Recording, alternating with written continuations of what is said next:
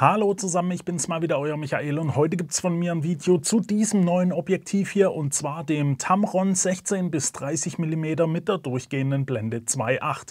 Jetzt ist das Video hier ein bisschen wild. Draußen hat's 35 Grad, es ist Montagabend, morgen geht das Video online, da wird das Objektiv vorgestellt.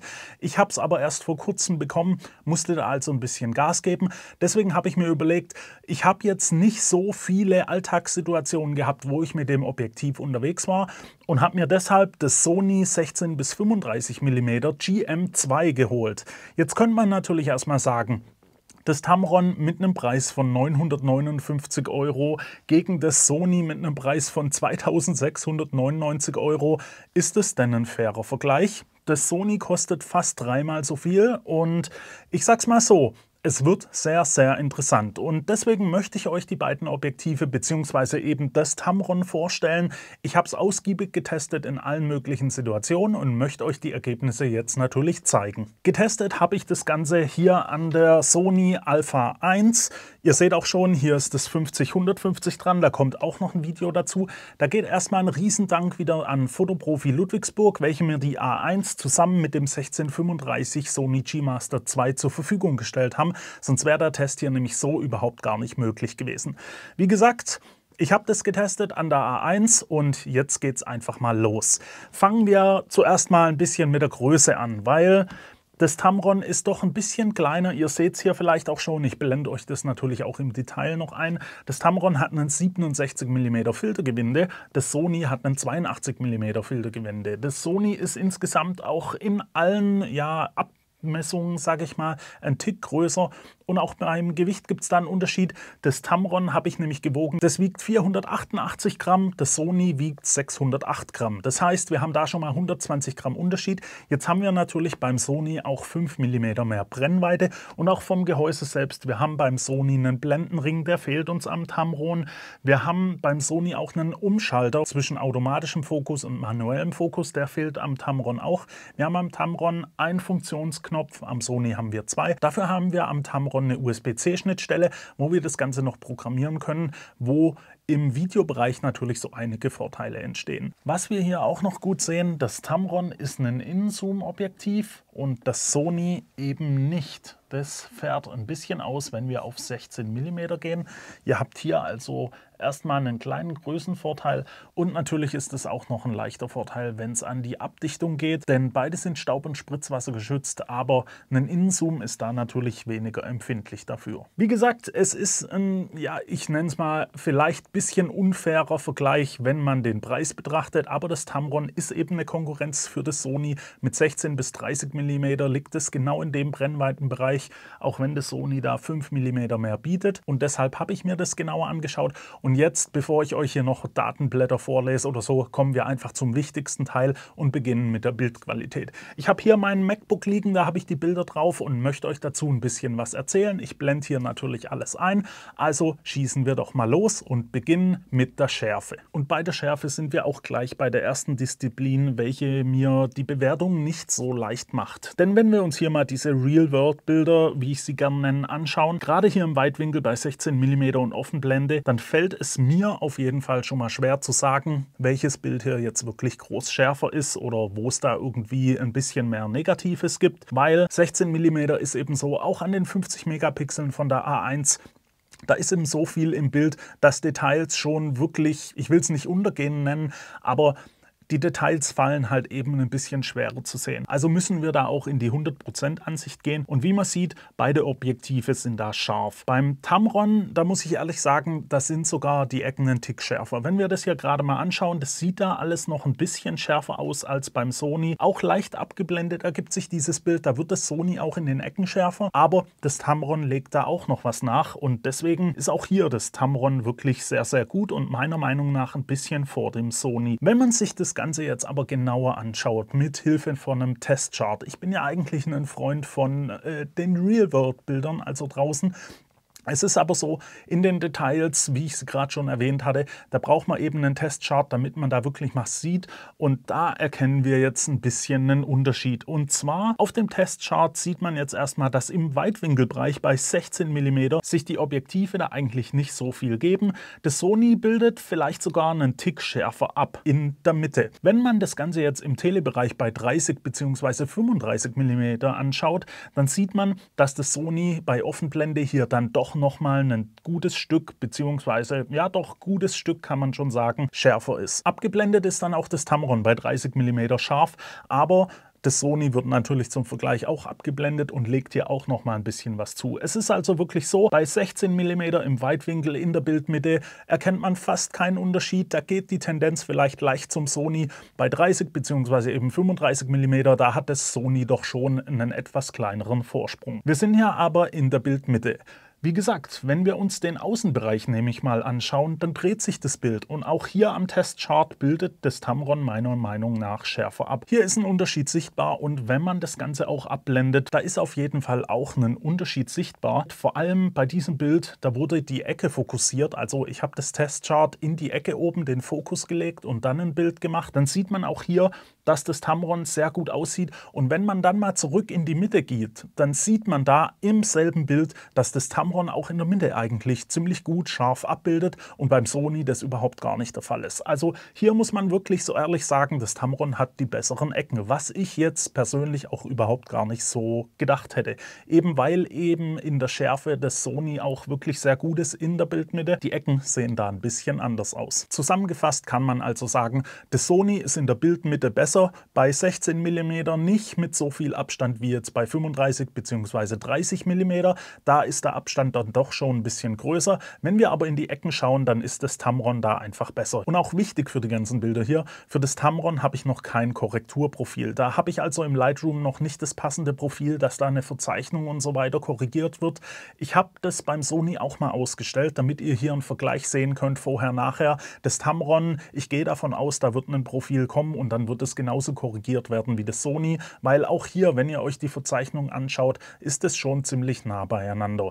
Ich will deswegen die Verzeichnung und so weiter auch gar nicht weiter bewerten, weil ich es eben nicht fair bewerten kann. Für das Sony gibt es natürlich ein Korrekturprofil, für das Tamron wird eins kommen und dann wird es da auch nochmal anders aussehen. Das nur als kurze Info, bevor hier das Tamron in den Kommentaren zerlegt wird.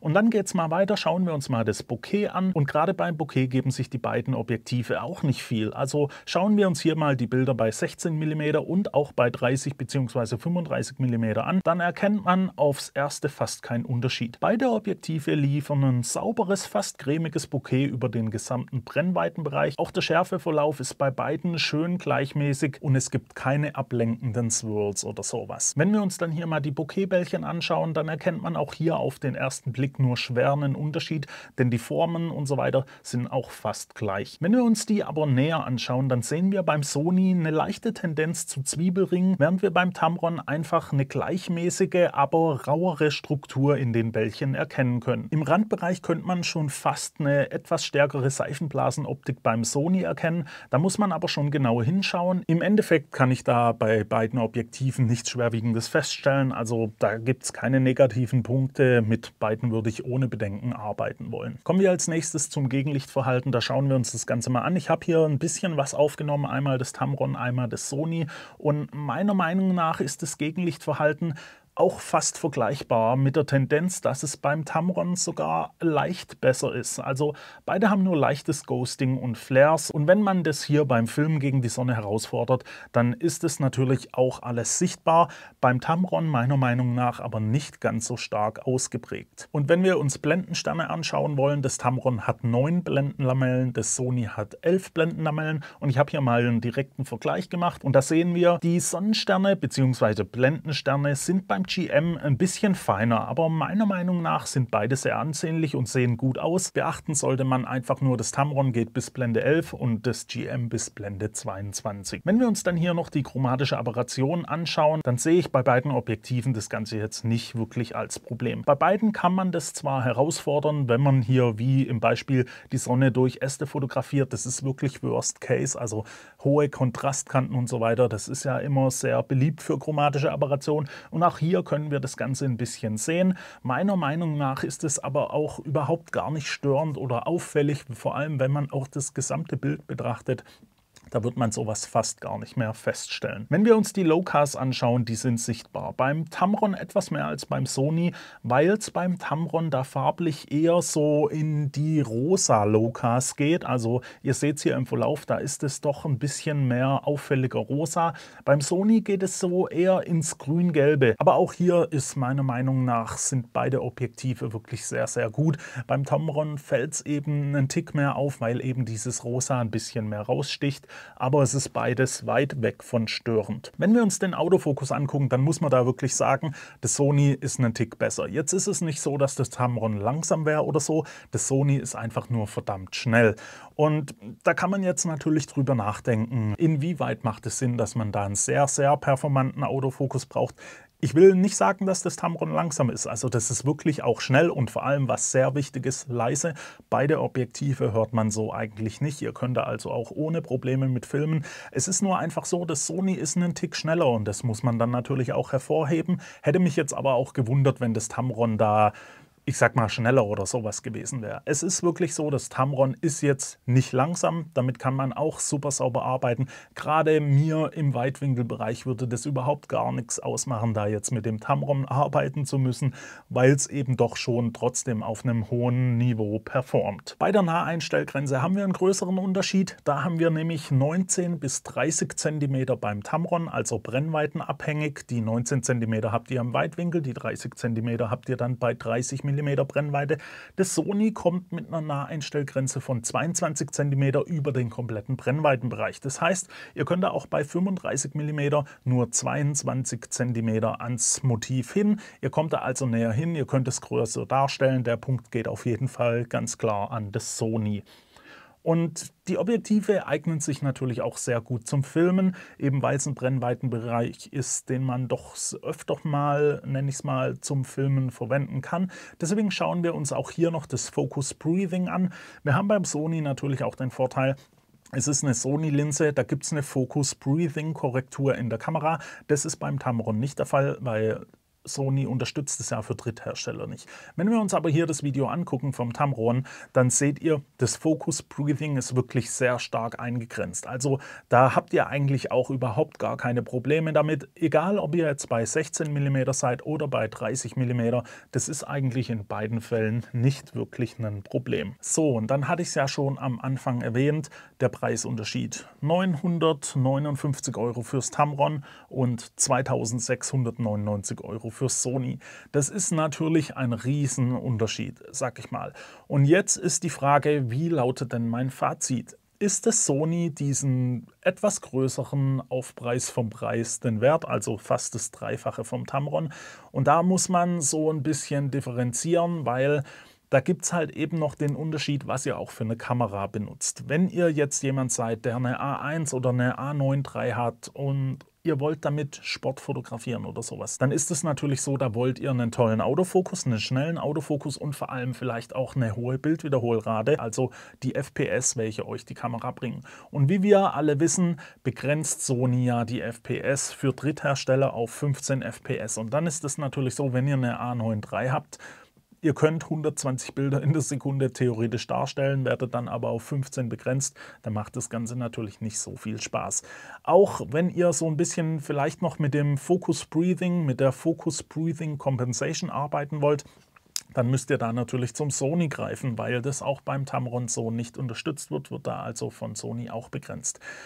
Wenn ihr da aber drauf verzichten könnt, weil das Tamron ja da auch sehr gut korrigiert ist, dann wird es schon wirklich schwer zu sagen, welches Objektiv ihr da nehmen solltet, auch wenn ihr das Ganze vielleicht an das A7R5 oder sowas verwendet, die eben nicht so schnell ist, dafür Auflösung mitbringt. Denn wir haben es ja gesehen, das Tamron bildet in den Ecken eigentlich schon ein bisschen besser ab als das Sony, was mich, wie gesagt, wirklich ein bisschen wundert, aber es ist nun mal so. Und da ist es dann natürlich schon wirklich schwierig zu sagen, okay, ich bin bereit, das Dreifache für ein Sony zu zahlen, weil ich vielleicht in der Schärfe, in der Mitte einen Tick schärfer bin. Wie gesagt, bei diesen Real-World-Bildern, die ich gemacht habe, da war es wirklich sehr schwierig, eine Differenz zu sehen. Da hätte ich gar kein Problem, zum Tamron zu greifen. Und dafür dann ein Drittel, also nur ein Drittel auszugeben oder fast nur ein Drittel, da ist dann wirklich noch mehr Geld für andere Objektive da. Und ich bin wirklich so ehrlich, als Tamron mir gesagt hat, ich kann das Objektiv hier haben, ich habe schwer überlegen müssen, ob ich wirklich einen Vergleich zum Sony darstellen will, weil ich gedacht habe, das Sony ist einfach um Welten besser. Und es ist es einfach nicht. Das muss man wirklich so ehrlich sagen. Die zwei, wo hier stehen, ich hätte gar kein Problem zum Tamron zu greifen, weil es einfach auf einem richtig guten Niveau performt, vor allem für den Preis eben. Es ist dann auch noch kleiner, es ist auch noch leichter. Tamron hat da schon wirklich einen guten Job gemacht. Wenn ihr natürlich jetzt so Sachen wollt wie einen Blendenring oder sowas, dann müsst ihr da natürlich zum Sony greifen. Aber ich sag's mal so, das ist schon sehr viel Geld, was ihr dafür dann bezahlen müsst, um da einen Blendenring zu haben. Ihr könnt das Tamron am Sony E-Mount verwenden. Das Tamron wird aber auch für den Nikon Z-Mount kommen. Ihr habt am Nikon Z-Mount bei Drittherstellern natürlich keine Begrenzung. Das heißt, ihr könnt da schon zu dem Tamron greifen. Also wenn das da so performt, wo ich davon ausgehe, dann ist das schon eine sehr gute Alternative zu allen anderen Objektiven, die es da gerade gibt. Mit 16 bis 30 mm ist es natürlich auch ein sehr angenehmer Bereich. Jetzt ist es so, die 5 mm obenrum, die das Sony bringt, würde ich jetzt nicht unbedingt vermissen. Deswegen hätte ich da auch kein Problem, zum Tamron zu greifen. Und dann ist es natürlich schon echt eine gute Alternative, die Tamron da geschaffen hat. So, und dann war es das jetzt auch von mir. Ich hoffe, das Video hat euch gefallen. Wenn es denn so war, lasst mir ein Like da. Abonniert den Kanal für weitere Videos. Wenn ihr noch Fragen oder Anregungen habt, könnt ihr diese gerne in die Kommentare stellen. Und dann mache ich mich jetzt wirklich ans Schneiden, weil das Video muss morgen bzw. soll morgen rauskommen. 12 Uhr ist der Veröffentlichungstermin und den will ich natürlich auch einhalten, wenn ich schon mal die Chance habe, hier das bisschen testen zu können. Vielen Dank nochmal an Fotoprofi für die Kamera und eben auch das Objektiv, das Sony-Objektiv, damit ich hier den Vergleich machen konnte. Und ja, wir sehen uns beim nächsten Mal wieder. Bis dahin wünsche ich euch eine gute Zeit. Ciao.